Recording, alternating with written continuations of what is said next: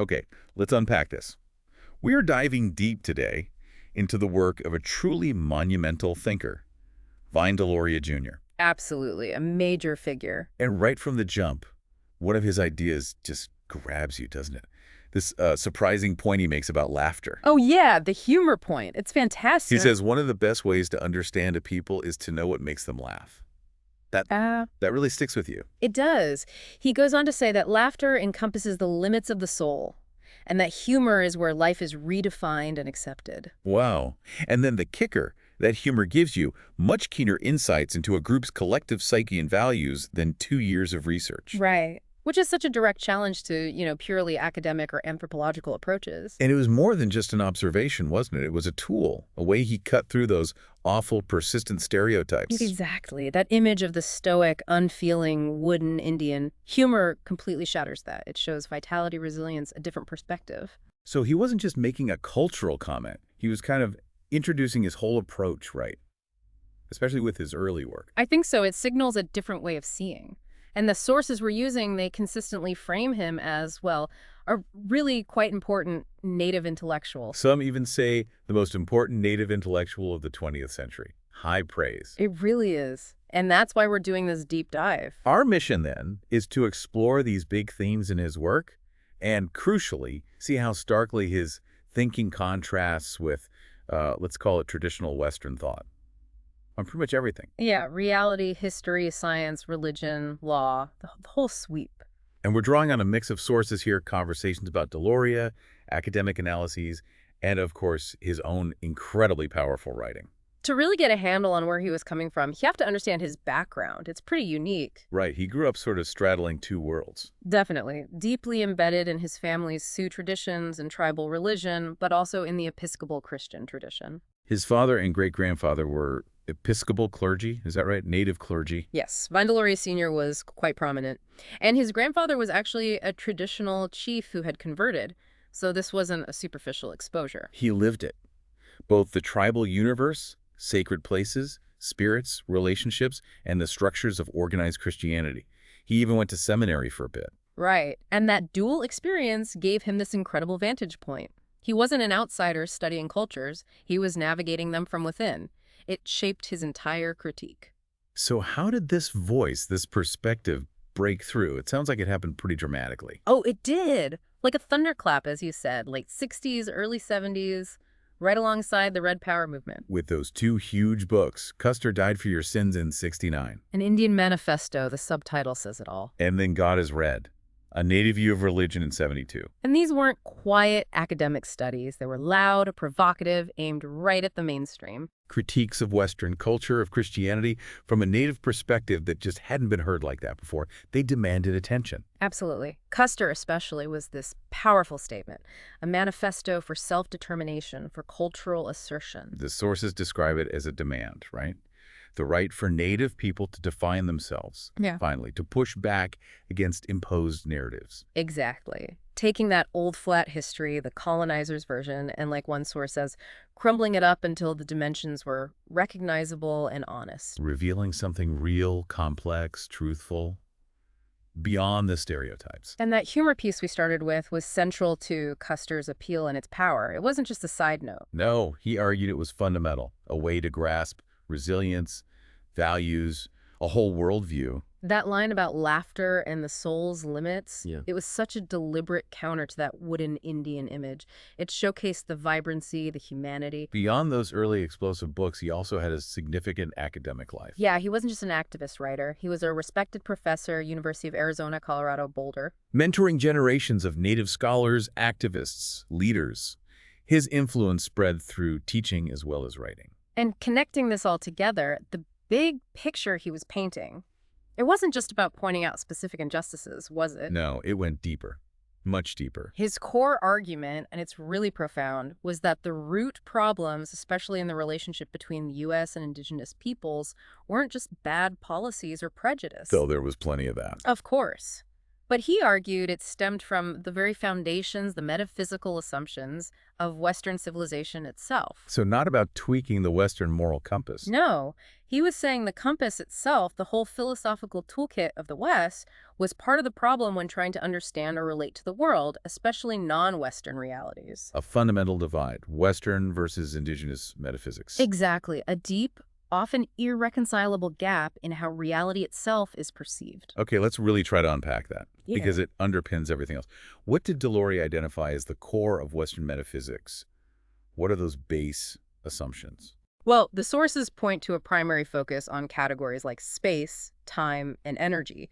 These become the main lenses for understanding the universe. Kind of the building blocks of reality in that view. Right, and built on that, he saw what he called a schizophrenic nature in this Western framework. It's full of these deep splits, these dualities. Like mind versus body, nature versus culture. Yes, and maybe the most obvious one playing out constantly. Facts versus values, which manifests as that endless science versus religion debate.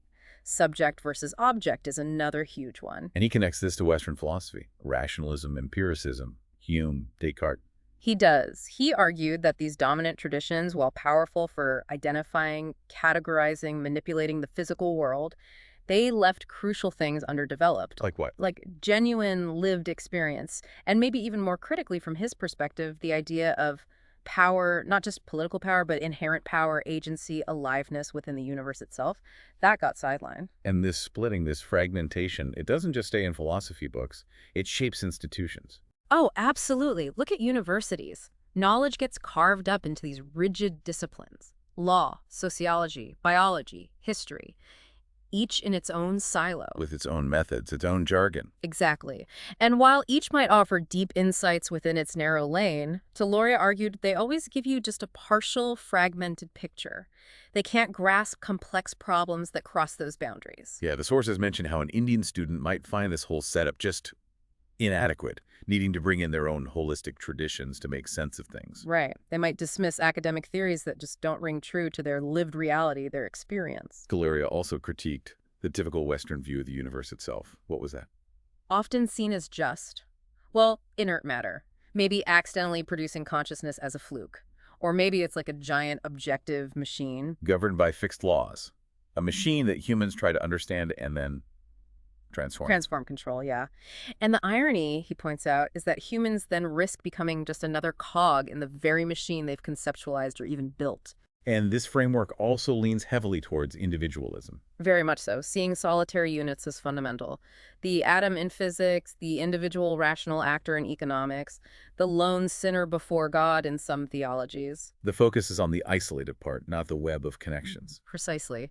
And linked to that, he identified this tendency in complex Western societies towards world rejection. Meaning what exactly? Finding ultimate reality or value somewhere else, beyond this physical world. Heaven, nirvana, abstract ideals. Which can lead to devaluing the here and now, the actual earth, the actual relationships. That's the implication. If ultimate truth is elsewhere, this world becomes less significant, maybe even something to escape or exploit. Okay, so that's the Western picture he paints.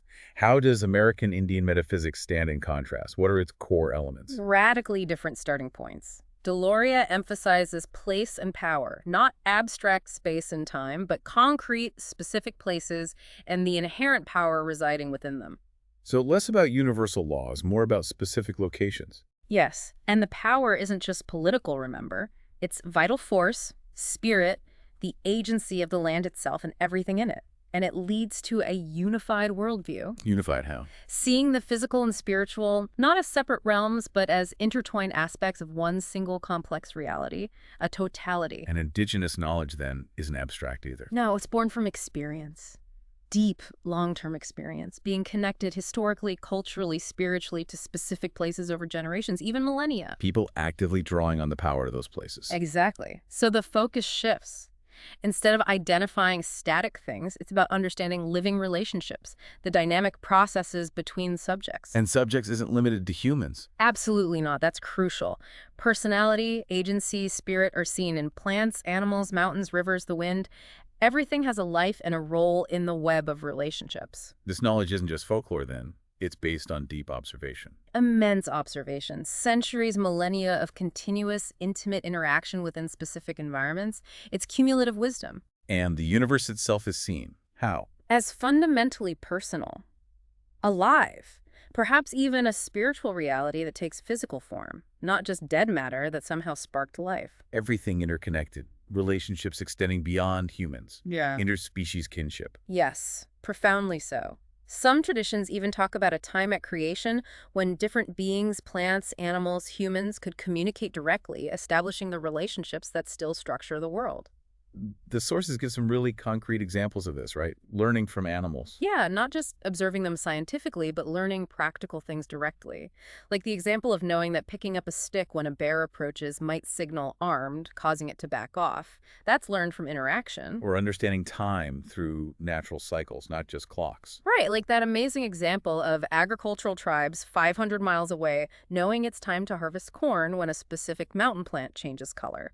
That's deep, interregional ecological knowledge tied to place. And the Three Sisters story? Corn, squash, beans, that's a perfect illustration. It really is. It's understood spiritually, these plant spirits asking to be grown together. But it also represents incredibly sophisticated ecological knowledge. A natural nitrogen cycle, companion planting. Things Western science discovered much later, often after damaging the soil with monocultures and then needing chemical fixes. The indigenous knowledge seamlessly blended spiritual understanding with practical, sustainable ecology. That integration is key. So time isn't just linear progression, it's cyclical, relational, tied to growth. Exactly. More complex than just clock time. And predictions are often probabilistic, Meeting. based on understanding the character, the tendencies of living entities within this web of relationships, accepting that things have a degree of freedom, of indeterminacy because the universe is alive. Which, as the source notes, sounds maybe closer to modern physics than old-school deterministic science. It's an interesting parallel. It's about knowing the personality of things, rather than just universal laws. And all this ties back to indigenization. Yes, that active process of making culture truly of a place. Beliefs, practices, structures emerging from and staying connected to specific lands and the beings there. Okay, so starting from these vastly different metaphysical grounds, Deloria then critiques the systems built on Western thought. Christianity is a major one. Huge. Especially its historical role, its entanglement with colonialism and empire. He saw problems baked into its very nature, sometimes. Like what? What was the specific critique?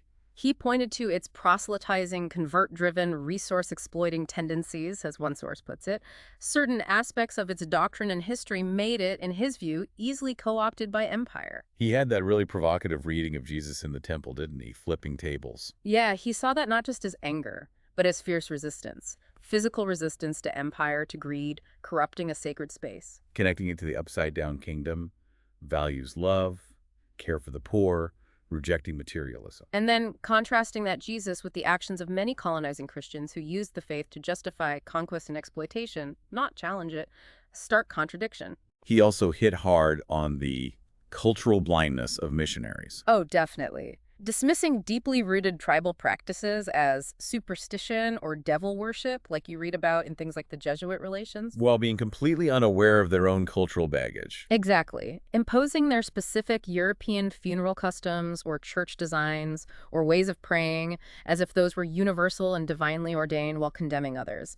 Total lack of self-awareness. The anecdote about his father, Deloria Jr., fighting with white clergy over funeral customs really highlights that. It does. His father saying, essentially, you put flowers on graves, we put food or clothes for the spirit's journey. Why is your culturally specific act acceptable and ours forbidden? It exposed the hypocrisy. And that Shoshone graveyard story, wanting it far from the church because wandering spirits were disoriented. And the church officials thinking it's just superstition. But Deloria points out the European custom of church-adjacent graveyards came from their own belief about devils snatching souls. Different beliefs, but only one side gets labeled superstitious. It shows how power dictates whose beliefs are considered valid. Tragically, yes. And the result, over centuries of pressure and religious imperialism, was the loss or suppression of many traditional ways. His critique then moves forcefully into U.S. federal Indian policy and law, a grim history. Yeah, often starting with outright military force. Yeah. Custer, Wounded Knee, setting a tone of domination. And legally, That lone wolfy Hitchcock Supreme Court case sounds absolutely devastating. 1903. It was catastrophic. The court basically said tribes didn't own their land, just occupied it at Congress's pleasure. Treaties could be broken unilaterally by Congress. Gave Congress plenary power, limited only by its own sense of justice, which sounds terrifying. It effectively gutted treaty rights and tribal land security. And policies flowed from that, like the Allotment Act, the Dawes Act. Supposedly meant to teach private ownership, but really? Really a mechanism for massive land loss. 90 million acres lost by 1934. Fraud, coercion, selling off surplus lands after dividing them up. Non-Indians flooded in. The whole competency issue sounds particularly insidious. Declared incompetent, so land is held in trust, then pushed to get competency papers just so the land could be sold more easily. A total catch-22 designed to dispossess. Then you have the termination policy in the 50s. Another disaster, presented as freeing Indians. Yeah, freeing them from federal oversight, but often meaning ending the tribal relationship, dissolving reservations, aiming for assimilation, and often targeting resources. Ill-conceived, badly executed. The Menominee example is heartbreaking. Self-sufficient, prosperous, then terminated, leading to economic collapse and social disruption for minimal federal savings. It perfectly showed the policy's flaws and devastating human cost. Later reversed, but the damage was done. Deloria also took aim at the whole trust relationship idea itself. Right. The theory that the U.S. holds tribal lands in trust, acting as a guardian, he often saw it less as protection and more as a legal fiction. A disguise. A disguise for unchecked federal power and, frankly, racial discrimination, keeping tribes dependent and their rights precarious, subject to BIA bureaucracy or shifts in Congress. Though the legal picture wasn't static, there were some shifts, some nuances in court cases. Sure. Things like U.S. v. Winans establishing reserved rights tribes kept rights like fishing. They weren't granted them by the U.S. That was crucial. Or McClanahan starting to limit state power on reservations. Yeah, differentiating based on non-Indian involvement. And later cases like Colville, while complex, did affirm inherent tribal power to tax non-Indians on trust lands, a key aspect of sovereignty. So, ongoing legal battles, some wins, some losses. He also criticized the BIA bureaucracy itself, like those area offices. Yeah, often seen as just another layer of control, hindering direct tribal governance under the IRA framework, adding red tape. And the Indian Claims Commission from 1946 meant to settle old grievances. But the sources note the huge disparity. Indian claims languished for decades, while non-Indian claims against the government got settled much faster, justice delayed. And even within tribes, the Red Power era saw challenges to the IRA government sometimes. Yes, some activists felt those structures were imposed, modeled on Western systems, and wanted a return to more traditional forms of governance. Internal debates about the best path forward. Okay, shifting gears slightly, but connected his critique of Western education, not just the awful history of boarding schools. No, though that history is foundational to understanding the trauma and the goals of assimilation, but he critiqued contemporary education too. How so? What was the fundamental problem he saw? Often, he viewed it less as education in the broad sense and more as indoctrination, training students into a specific worldview, Christian, scientific, capitalist, European. A worldview that might clash completely with their own experience or traditions. Especially for Native students, yes. It aimed to make them fit the dominant system, not necessarily empower them to think critically about that system or draw on their own knowledge. So it became less about wisdom, more about credentials. Kind of. Acquiring technical beliefs, as he put it. The standardized knowledge and skills needed for social and economic access in the mainstream society. Success meant assimilation. And we come back to that fragmentation problem in universities. Exactly. Knowledge chopped into pieces. History here, ecology there, philosophy over there. Students rarely get the whole picture. And as we said, Native students might find that deeply unsatisfying, needing their own traditions to make sense of it all, dismissing theories that just don't fit reality as they know it. Right. And the history of federal control over Indian education is intense. Boarding schools aiming to kill the Indian, then later shifts towards funding, scholarships, but still often with external control. Until that 1969 Kennedy report highlighted the failures and echoed the growing demand from Native people themselves. For Indian control, self-determination in education, that became a major goal. Science also came under his scrutiny, not anti-science, but critical of its methods and worldview. Precisely. He questioned its claims to exclusive truth, its methodology. He felt it often relied too heavily on established doctrine, dismissed valid experiences that didn't fit. Used subjective data while claiming objectivity. Excluded relevant info from other fields. Yeah, and produced narrow, ad hoc explanations without asking the biggest questions. He saw limitations in its approach. He even engaged with less mainstream scientific ideas like Velikovsky's catastrophism. Right. Contrasting it with the dominant uniformitarianism, gradual change, he observed that scientists, like anyone, can arrange facts to fit existing theories and often just ignore other knowledge systems, like traditional ecological knowledge. That dinosaur bones example is striking. Why are 160-million-year-old bones near the surface in the Dakotas? It's a provocative question challenging the standard geological timeline, maybe suggesting catastrophic events the dominant model downplays. It's about questioning assumptions using empirical evidence. And he contrasted this with traditional knowledge, which is integrated experiential. And deeply concerned with the products of actions, consequences, ethics. It's not just about knowing what something is, but understanding its context, its relationships, and our responsibility towards it. He saw potential for native scientists to bridge that gap. Huge potential to bring unique insights, grounded in traditional worldviews, and to frame ethical and religious concerns within science, making it more holistic and responsible. Asking those big questions. What's the goal of science? Prediction.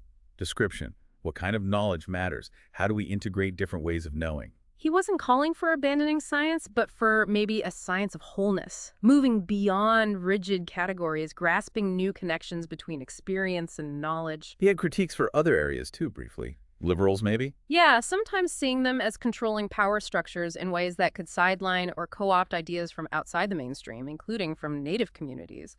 Gatekeeping, perhaps. And that gap between American ideals and the reality of discrimination.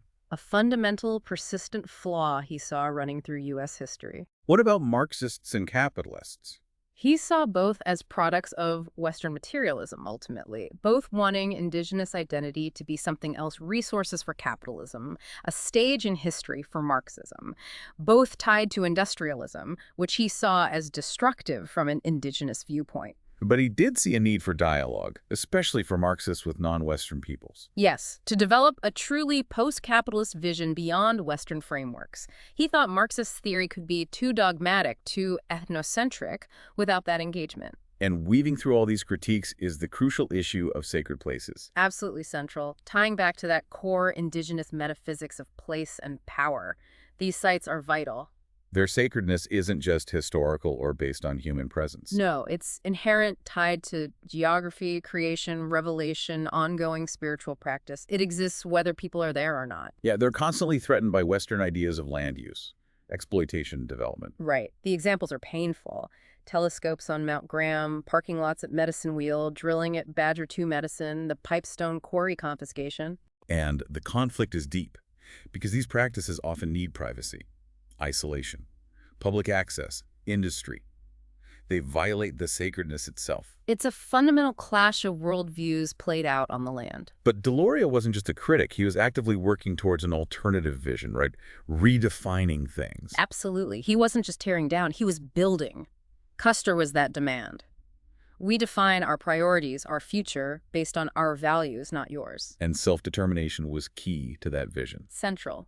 Maximum Indian control over their own affairs, education, health, resources. The Kennedy Report reflected that growing demand, leading to real policy shifts. And tribal governments actually did strengthen significantly post-60s. Immensely. Taken on complex responsibilities, industrial parks, schools, colleges, housing clinics, becoming sophisticated governing bodies, realizing that sovereignty in practical ways. He pushed for integrating knowledge systems, too, building education on indigenous foundations. Yes, using indigenous metaphysics as the base, then comparing, contrasting, combining insights with Western science. Not rejecting Western knowledge, but contextualizing it, challenging it, enriching both. Seeing native scientists as crucial bridge builders there. Exactly. Bringing ethics, holistic perspectives into science. And that core idea, Yeah. the universe as personal, alive, relational, that remains central. Absolutely. Not just a belief, but a valid way of knowing, understanding through relationship, through character, embracing indeterminacy. As reliable as formulas, just different. Emphasizing the power of experience and place.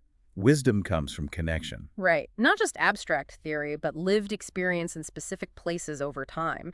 A vital counterbalance to fragmented data and decontextualized facts, needed for holistic understanding. And the importance of maintaining tribal traditions, religion. Crucial for survival, identity, meaning. Even facing pressure, repression like the Native American church experienced, these traditions persist. And the sources mention a return to tradition as a response to ecological crises, seeing wisdom there for survival. Yes, a sense that traditional knowledge holds keys to balance that Western ways have lost. He also valued dialogue between worldviews. Immensely. Indigenous, Western, Marxist, needed to challenge limitations, build something better, less exploitative.